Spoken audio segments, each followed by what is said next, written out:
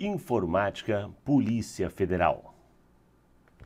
Olá pessoal, meu nome é Márcio Olveg e estou aqui para trazer para vocês algumas dicas, algumas orientações na parte de informática para você que vai prestar o concurso da Polícia Federal.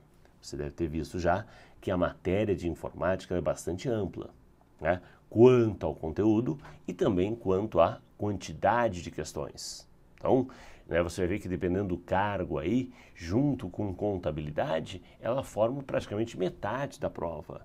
Então vai ser uma matéria bem decisiva, ainda mais se a gente for levar em consideração o estilo CESP, certo, errado, a punição quando a pessoa erra, ok? Então o que eu não quero é que, em vez de colaborar, a matéria venha a tirar, roubar os pontos de outros assuntos que você domina. Então vamos ver o seguinte. Vamos primeiro fazer uma análise com base, claro, na última prova, o edital é o mesmo, informática, o edital é o mesmo, né? Como é que foi o estilo da cobrança? É claro, tem, como eu falei, o assunto é bastante amplo, mas tem tópico que de repente nem é abordado. Então, nesse momento de reta final, nesse momento de afinar, né? Afinar a tua preparação, eu acho que vale a pena você se concentrar nos principais tópicos. Como é que isso foi trabalhado no passado? Vamos ver, olha só. Cobrança da última prova. Com relação às principais cobranças, né? E quando eu falo rede de computadores, eu falo desde a internet, a ideia de topologia, né? Tudo que envolva o assunto rede. Cara, 11. É claro, você dizer, poxa vida, né?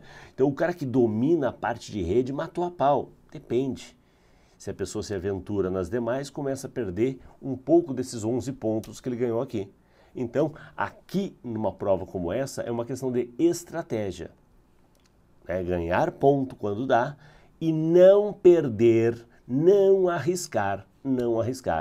Ok? Veja, então a gente vai trabalhar algumas dicas, algumas orientações a respeito de redes. Afinal, foram 11 pontos em jogo. Ok? Banco de dados, também um assunto novo que vem sendo trabalhado, abordado em vários concursos. Ok? Então, banco de dados. Afinal, hoje a gente vive em torno da informação. Tá? A ideia de você proteger, manter a privacidade dos teus dados, os teus dados sendo utilizados para obter informações, trazer uma vantagem competitiva, pensando no ambiente empresarial. Então você vai ver que banco de dados, e quando eu falo banco de dados, modelo relacional, a ideia de Big Data, a ideia de mineração, tudo que envolva, e até mesmo na parte de teoria de sistema, aqueles conceitos de o que é o dado, o que é o conhecimento, né? O que é o dado, o que é a informação, o que é o conhecimento, o que vem a ser a inteligência. Essa evolução, ok? Então, eu dou aqui o tópico, mas é claro que ali dentro a gente aprofunda. Lembrando, esta é uma aula de dicas. Quer ver o assunto? Assiste a nossa aula, nosso curso regular, ok? Aqui os pontos que você deve revisar. Beleza, afinal foram 8 questõezinhas em jogo. Tá contabilizando aí? 19, mais 7 de segurança. Segurança da informação. Pode ser a segurança no ambiente de rede, a ideia de um firewall, de um proxy, né? Alguns mecanismos de proteção, ou até mesmo a segurança do indivíduo, da pessoa física, ao acessar uma página da internet, preocupado com o roubo de dados. Veja, é um quebra-cabeça que uma pecinha vai juntando com a outra, ok? A coleta, o sequestro de dados, ransomware, e assim vai. Então, segurança da informação, outra boa pedida. Só que, detalhe, olha só, deixa eu voltar aqui. A parte de rede e a parte de segurança já é um conhecimento sabido de várias outras, outros concursos. Então, quem já vem se preparando já viu. A novidade maior está justamente no Big Data, no banco de dados. Então, aquelas 8 questões, de repente, são questões mais novas para a maioria do pessoal. E, claro, Outro assunto que vem ganhando destaque, apareceram 3, é a ideia do processamento da nuvem. Poderia colocar essa ideia de nuvem como uma espécie de rede? Claro, claro. É uma rede de acesso remoto, tá? Mas tipicamente a figura da nuvem, ok? 3 questões que foram abordadas. Bem, contabilizando aqui, temos aqui 19, 26, 29 questões. 29 questões. Agora o que eu não posso é que o restante seja negativo. O restante eu deixo de lado. Então, outros tópicos que aqui, pelo tempo que a gente não vai abordar, porque exige, por exemplo, programação. Programação, conhecimento da linguagem, para 3 questões, não é um assunto que se trata numa aula de dicas, não. O próprio aplicativo de escritório que, poxa vida, é PowerPoint, é Excel, é Word e o outro lado, o Writer, o Calc, o Impress, cara, é assunto a dar com pau. Para quê? Na última prova foram 2 questões e, se eu não me engano, uma delas ainda anulada. Tem isso. Então, daqui a pouco, né, não é o tipo de questão, não é o tipo de assunto que a gente vai abordar pensando aí na nossa dica, nossa revisão, ok? Então, nessa revisão eu quero focar com vocês justamente os principais pontos de cobrança, perfeito? E eu vou seguir aquela ordenzinha, né? Uma ordem de prioridade pela quantidade de questões, né? Vamos falar um pouquinho sobre rede de computadores. E como é que eu vou fazer essa revisão? Eu vou trazer para vocês aqui as últimas questões do último concurso, para a gente poder discutir. Olha só, na parte de rede, um conjunto de máquinas interligadas, que pode ser de forma local, pode ser uma abrangência maior, afinal, a internet é o exemplo de uma grande rede, a figura da WAN. Então, quando se fala em rede, se fala sobre as classificações geográficas, LAN, MAN, WAN, se fala sobre as topologias físicas, né, e lógicas, a ideia de anel, estrela, barramento, toda uma série de regras para poder criar essa comunicação dessa rede, a ideia dos protocolos, ok? Protocolo, a ideia do modelo OSI, modelo TCP/IP, que para a prova da PF é uma cobrança. Então dá para dizer que 1, 2 em cima dessa parte de, né, da ideia dos modelos, OSI, modelo TCP, encaixar protocolo, encaixar esse funcionamento, tá? Claro, daí a partir daí também os serviços da internet. Sim, porque internet eu coloquei aqui dentro. Tá? Um serviço da internet, do e-mail, o serviço da internet a respeito de navegação em páginas. Hoje com essa qualidade da internet, pode ser uma videochamada, né? Uma comunicação de voz via IP, VoIP. Então existem várias ferramentas que vêm surgindo, vêm aparecendo, ganhando destaque. E aí tu não pode esquecer, a Sebrasp é uma banca inovadora. Quer ver uma aposta que eu colocaria? Nesse momento de pandemia, muitos funcionários deixaram de ter que trabalhar no ambiente local da empresa e estão trabalhando de casa, né? Olha, não vou dizer que eu estou gravando aqui de casa, mas já fiz isso, né? Quando eu venho até o curso para gravar usando as dependências do estúdio do curso, é uma coisa. Quando eu gravo de casa, usando o meu estúdio, o meu ambiente, é outra, né? Na parte de rede, se fala muito de intranet, que é dentro da localidade, e se fala de extranet. A VPN, rede virtual privada, onde, através da internet, eu me comunico com a rede da empresa e consigo ter acesso aos serviços, né, à informação, eu acesso de forma remota, extra, a expansão da intra, ok?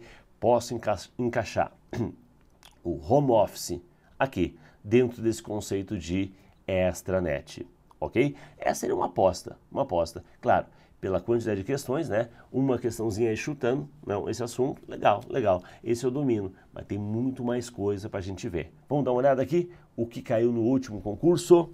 Ó, eu classificaria esta como uma questão fácil, tá? As redes de computadores podem ser classificadas pela sua abrangência, né? A área de atuação, ok? Né? É de disposição geográfica. LAN, Local Area Network. MAN, Metropolitan Area Network. E WAN, Wide Area Network, ok? Então veja, dentro de um prédio, um conjunto de bairros, né? Bairros, cidades vizinhas, região metropolitana e, claro, o mundo. Enquanto não houver uma rede que interliga outros planetas, né? Não sei não, quem sabe no próximo concurso, tá? A internet que é global, é o melhor exemplo de WAN. É o melhor exemplo de WAN, ok? Então, aqui, correta, certa questão. Fácil, né? Concorda que essa questão, grau de dificuldade baixo. A CESP não se importa. Eu te dou uma questão aqui e eu tiro ali. Eu dou com uma mão e tiro com a outra. É a CESP, né? É a Sebrasp, CESP, dá no mesmo. Vamos lá. Olha essa.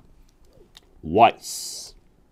É o serviço que permite consulta direta dos endereços IPs dos sítios visitados por Marta. Quem é Marta? Marta fazia parte daquela questão, né? A Marta fez uma série de atividades aqui e, entre elas, a visitação de alguns sites, usando, né? Em vez de informar o IPv4, a partir da URL. Você sabe que a URL é o endereço amigável. O www.terra.com.br, isso é a URL. Protocolo, serviço, página, tipo de domínio e país. É a parte amigável. Mas, na verdade, o acesso vai acontecer através do IP. O IP, nós temos o IPv4 e temos o IPv6. Mas é mais fácil você guardar a URL, porque cada parte representa alguma coisa. Para facilitar a minha vida, a sua vida e a vida de Marta, quem entra em ação não é o tal do WOIS, é o tal do DNS. O DNS seria esse serviço que permite a consulta ao IP, tá, do site visitado a partir da informação da URL. Ok? Quem faz isso é o DNS. Então, errado. Aí alguém pergunta, professor, e tem esse tal de WOIS? WOIS, ele vai trazer informações sobre aquele site, como que data foi criada a página, quem é o responsável pela página, quando ela foi atualizada. Então ela vai trazer, na verdade, não é tanto para facilitar o acesso, e sim para buscar informações sobre aquele site. Vamos lá. Você recebeu um link, né, para confirmar a tua matrícula, confirmar a tua inscrição, né? Um site para você navegar a respeito de uma promoção. Você está desconfiado? Será que é uma página falsa? Uma página fraudulenta? Pois é, acessa o WOIS, digita o endereço e ele vai trazer informações sobre esse endereço. Ele não vai levar você até lá. Não. Ele vai trazer informações, como eu falei, informações, dados, né, sobre quem é o criador da página, quem é que atualiza, quem é que é o responsável, né? Pô, então tá documentado isso. Esse é o papel do WOIS. Nada a ver com a proposta. Por isso, erradaço.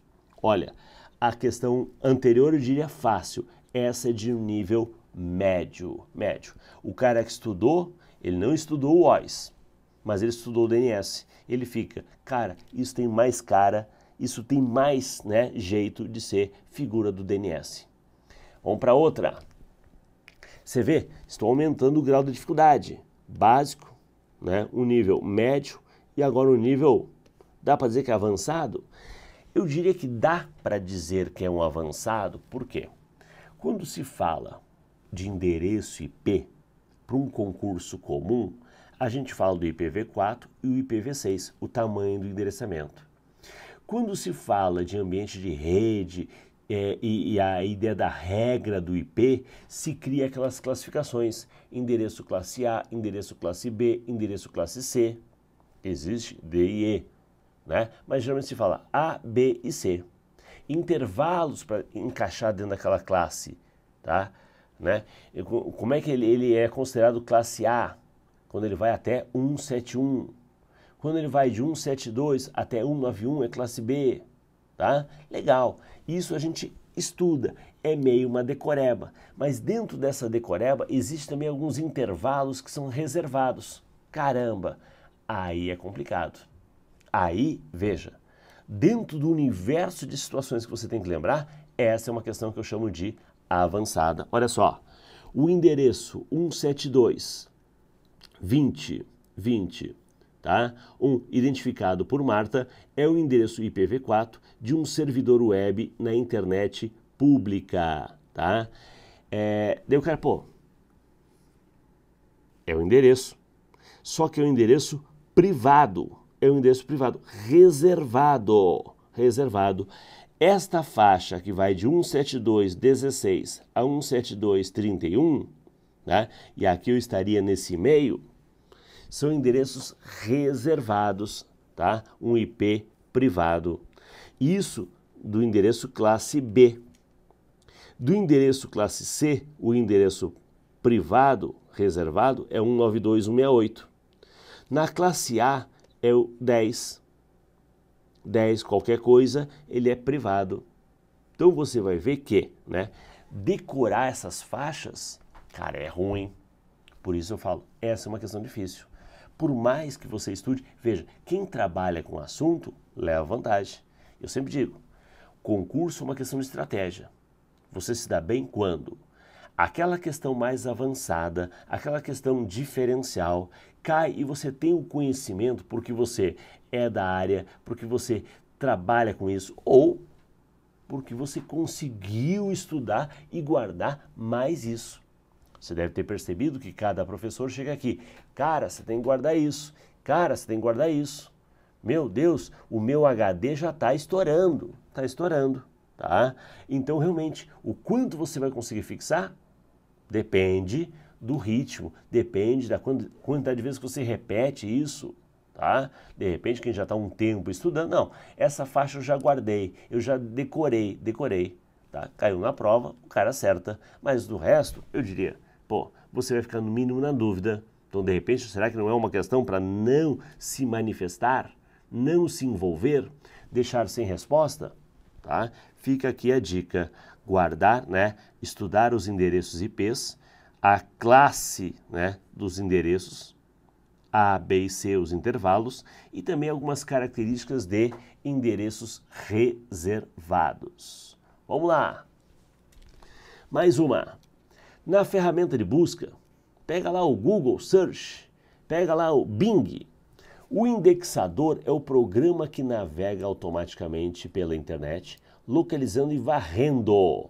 O indexador é um índice. O indexador, ele organiza. Quem faz essa varredura é um rastreador, é um outro programa, procurando pelas tags, procurando pelas essas marcações. Aqui eu faço apenas a indexação. Eu faço vamos dizer assim, a tabulação. Alguém faz o trabalho de procura, de busca, de rastreamento e repassa para o outro para ele poder organizar e indexar. Então, errada. Veja, varrendo documentos em busca de palavras-chave, que a gente chama de tags, né? As marcações, para compor a base de dados de pesquisa. Então, o indexador é essa composição. É justamente essa composição. Perfeito? Então, errada a afirmativa. Ok. Vamos lá. Colocaria essa como nível médio. Olha aí.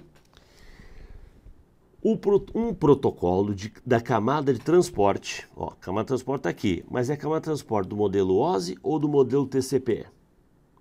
É implementado no sistema final e fornece a comunicação lógica entre processos de aplicação que rodam em hospedeiros diferentes, tá? Então, ele vai permitir essa, na verdade o transporte é o elo, né? O elo da parte do usuário com a parte física. É o meio de transporte, serve justamente de ligação. Ok.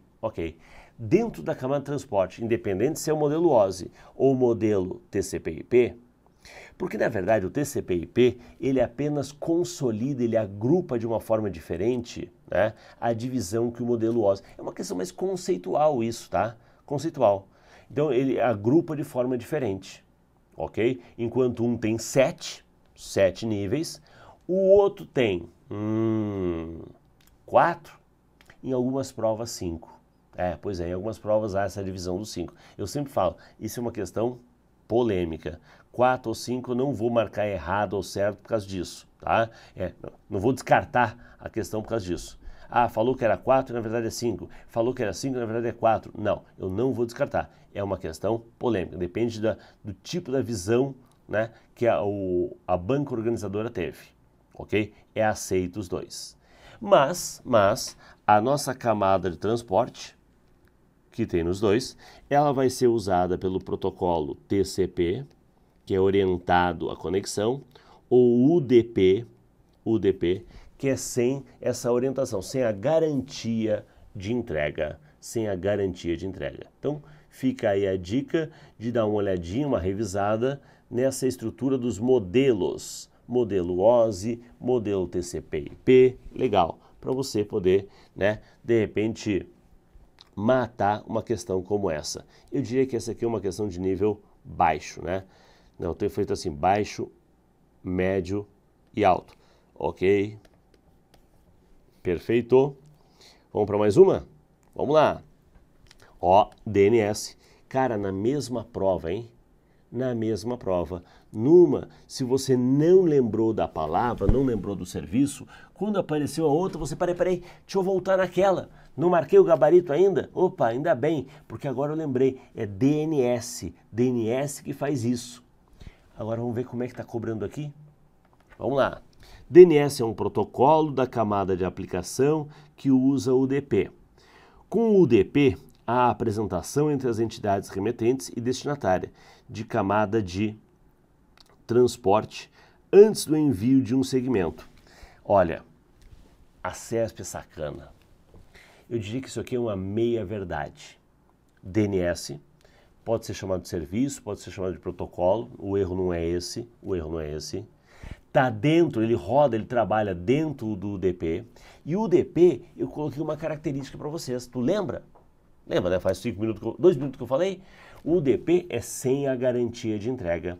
Então, o tipo de serviço, o tipo de protocolo, ele não tem essa formalidade. O pessoal chama de handshake, né? O aperto de mãos, tá? Onde a ideia de que o remetente e o destinatário se comunicam, né? Trocam informações. Não. O DNS é assim, ó. Eu passo a informação da URL, ok?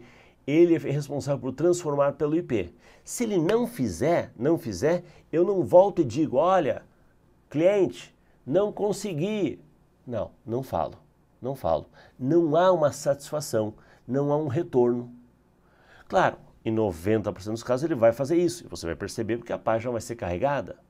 O que acontece é que não carregou, você pede de novo. E o DNS não aperta a tua mão. Deixa comigo, estou fazendo, consegui. Não, ele não dá retorno. Então, pela tua insistência, e você fazer uma chamada, 2 chamadas, 3 chamadas e não teve retorno, ó, endereço, página inexistente, página não localizada, ele vai dar um retorno como esse. Mas quem vai dar o retorno é a ideia da página, o protocolo da página que você está esperando a resposta. Porque o DNS, que roda no UDP, não tem a garantia de entrega, não dá esse retorno a quem solicitou. Tá? Não se comunica, ele apenas resolve, passa para frente. Se virem. Ok? Por isso, errada a afirmativa. Vamos para mais uma. Nas aplicações de transferência de arquivos por fluxo contínuo, cara, ó, volta aqui, ó, essa aqui do DNS, essa DNS, eu colocaria ela como nível médio. Agora essa aqui é uma questão conceitual. Essa transferência, ela pode aparecer de forma contínua ou de forma segmentada, ou como alguns falam, né, blocada. Blocada. A contínuo, o nome já diz, né? Esse fluxo de dados segue de caractere em caractere, de forma contínua. Agora, a forma blocada, eu reúno pacotes, eu reúno blocos e vou mandando isso em blocos. E aí, realmente, no bloco tem que ter essa ligação entre, né, esses pacotes. Tá? Agora, veja, nas aplicações de transferência de arquivos por fluxo contínuo, são transferidos com uma série de blocos. Não há blocos. Não há blocos na transferência contínua. Errado. Cara, mas no calor da prova, né, é o tipo da pegadinha que o cara nem lembra desses dois tipos de transmissão, né? Lembra de forma geral e, sei lá, passa batido. Então, é uma maldade por parte da banca aqui, ok? Questão errada, e eu diria uma questão, como é conceitual, de médio para difícil, ok? Então, nessa primeira sequência de questões que a gente viu, tá? Tentei apresentar para vocês alguns tópicos sobre rede que são importantes, né? A ideia do modelo OSI, o TCP, a ideia do endereçamento IP, tá? A ideia das classes A, B, C, né? Como calcular a quantidade de máquinas que você tem, porque no endereço classe A, o primeiro octeto é voltado para a rede, e os outros 3 octetos são voltados para host, né? Para máquina. Mas mesmo assim, tem alguns endereços que são proibidos, não podem ser utilizados. Então, em prova, a ideia das exceções, volta e meia é o prato principal, é o que a banca curte. O cara estudou o geralzão, mas não se deteve às exceções. E aí o que acontece? Né? Ele, crente que está na regra geral, marca e perde ponto. Então, numa prova como a nossa, é muito fácil você se sentir confiante, marcar e escorregar. E aí a nota cai. Então, veja, nesse último concurso, a média, a nota, vamos dizer assim, né, de corte não é uma nota alta, comparado com outros concursos. De repente, porque foi a primeira vez que a informática teve esse peso tão grande. De repente, agora, o pessoal está mais safo, mais preparado. Mas, em compensação, nós temos outro fator, a pandemia. O como muitos estão se preparando. Né? Bato palmas para você que está aqui com a gente, assistindo no EAD, quer dizer, no online, né? Não é online, é gravado. É uma comunicação assíncrona, ok? Então, bato palma, porque você está lá, firme no teu foco, tá? E estudando, vendo os assuntos principais, que mais caem, ok? Com isso, né, tem mais coisa para ver. Eu diria que a gente tentou cercar aqui aquela parte que envolve redes. Vamos para o próximo bloco trabalhar o quê? Banco de dados, segurança e nuvem. São as dicas que a gente tem para você aqui para cercar 90% da prova, ok? Bem, por enquanto era isso. Desejo a todos bons estudos e até nossa próxima aula. Até mais!